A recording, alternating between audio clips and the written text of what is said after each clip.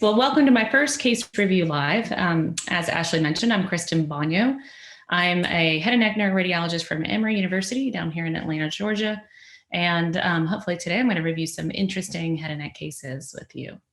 As she mentioned, I have nothing to disclose. And hopefully we'll get through as many cases and questions as possible. And my goal here is to really review as many interesting and high yield head and neck cases as possible. We're going to go through at least 7 unknown cases, but I'll have lots of companion cases to show you. And so hopefully we'll look at a lot of different pathology. So starting with case 1. So we're going to start with everyone's favorite, the skull base.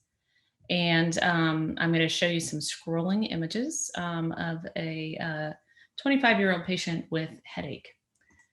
So here is this patient's CAT scan, and you can see here, if you go up and down, that there's a lesion in the skull base. And this portion of the skull base is called the petrous apex. It's the petrous portion of the temporal bone, right before it kind of joins the petroclival synchondrosis with the clivus. And you can see there's this lucent lesion. Over here you have pneumatized air cells in the petrous apex. And there's this large expansile lucent lesion sort of causing mass effect and sort of dehiscence involving the carotid canal on the right. But it's fairly well circumscribed with fairly clean edges, this lytic lesion.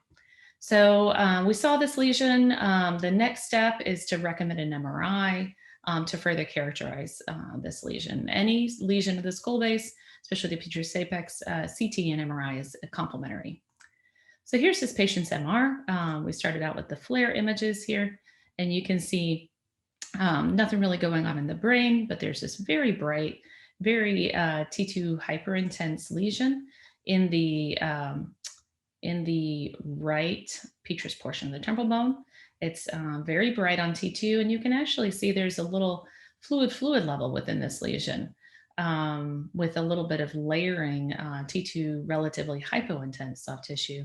You can also see that on the KISS sequences. We did some very thin section, heavily T2 weighted images, KISS or Fiesta sequence. Here you can again see this very large sort of complex cystic lesion causing mass effect on the carotid artery with some areas of layering T2 heterogeneity. And then we have the T1 pre and post contrast images. And here on the pre-contrast images, you can see it's very, very uniformly bright on T1 weighted images. And then on the post-contrast images, you can see that there's just a thin rim of peripheral enhancement. Sometimes it can be hard to tell if these things are enhancing when there's so much intrinsic T1 hyperintensity. But this one, you can just see that there's just a tiny bit of thin peripheral enhancement around the lesion. Okay, so returning back to our PowerPoint. So some of the salient imaging findings in this case, again, we have this lytic expansile, well-circumscribed lesion on CT, which is hyperintense on the T1 weighted pre-contrast images, also hyperintense on T2 weighted images with a fluid level, but no real enhancement except for maybe some thin peripheral enhancement. Okay, so that leads us to our first poll question. So what's the most likely diagnosis of this right petrous apex mass? Is it just asymmetric marrow in the petrous apex, trapped fluid, a cholesterol granuloma, chondrosarcoma, or petrous apicitis? So here's our poll. So let's see what you all said. Give you a minute to answer. Okay, what do you think? Can you show me the answer?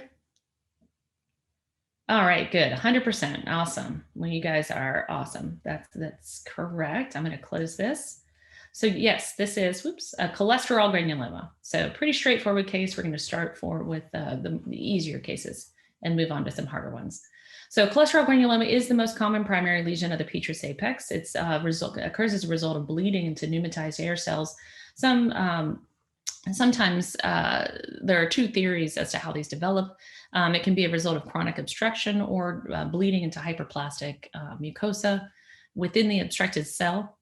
The blood products become trapped and break down into cholesterol crystals, hence the name cholesterol granuloma, and they can incite a sterile local inflammatory reaction. And this can often lead to incidental and asymptomatic cholesterol granulomas to become symptomatic once these patients can kind of bleed into them and cause this inflammatory reaction.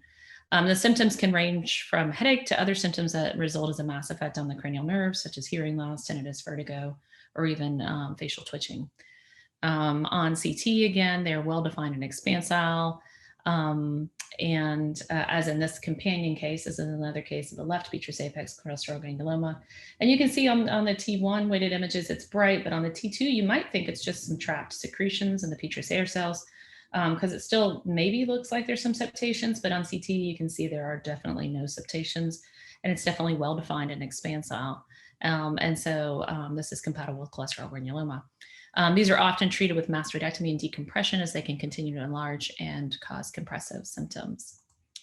So just to take you through some of the differentials, some of the other petrous apex pathology, occasionally asymmetric marrow in the petrous apex can sort of be confusing and sometimes presented as a pseudolesion, especially if you're only looking at your T1 weighted images, or on your T1 weighted post-contrast images without fat saturation. You may think you're seeing an enhancing lesion, but just looking at all of the other sequences will show that it follows fat. And this is just asymmetric pneumatization of the skull base. It's pneumatized on the left and not on the right. So this is just marrow, and it follows marrow on all the sequences, including CT. So again, CT is often very complementary on anything that you think is a little funky in the skull base. Always consider getting a CT if you're looking on MR. Oh, and here are all those imaging findings I talked about. So trapped fluid in the petrous apex is another differential, that another lesion that can mimic cholesterol granuloma. And this is a normal variant. It should not be pathologic. And it's essentially a pseudolesion due to fluid that's retained in some petrous air cells. It should be very hyperintense on T2, and the key to making this diagnosis is seeing the retained septations of the air cells. But again, if you're not sure about it, you want to get, and these can also be variable signal on T1 weighted images, because you can occasionally get trapped fluid that becomes proteinaceous and inspissated. So it can get a little bit bright on T1 and can mimic a cholesterol granuloma. But on CT, if you see retained septations within the petrous apex air cells and a non-expansile lesion, then you're just dealing with trapped fluid. Chondrosarcoma is, again, another lesion that can occur in this location in the petrous apex and can mimic a cholesterol granuloma. These are lesions that occur most frequently centered around the petroclival synchondrosis. They're lytic and lucent on CT, often with a narrow zone of transition, kind of similar to our initial lesion, sort of well circumscribed. But they can also have chondroid matrix in up to 50% of cases.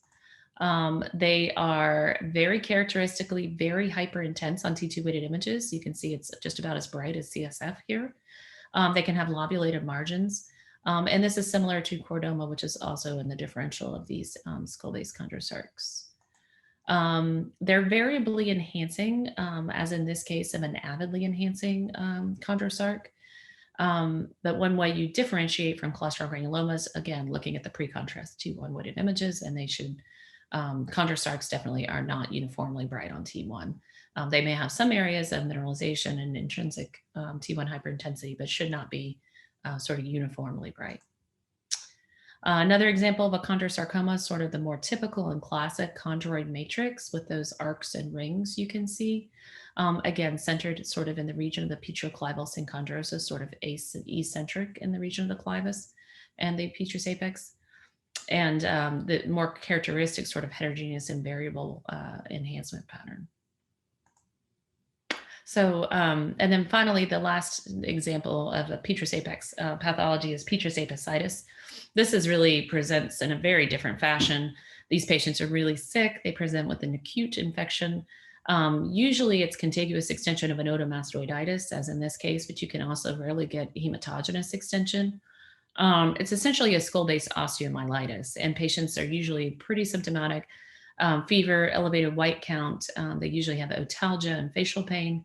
The classic clinical triad is Gradaningo syndrome, where you can see symptoms of acute mastoiditis as well as deep facial pain, and occasionally a lateral rectus or cranial nerve 6 palsy, because remember, cranial nerve 6 does extend through the Dorello's canal, which goes through the petrous portion of the temporal bone.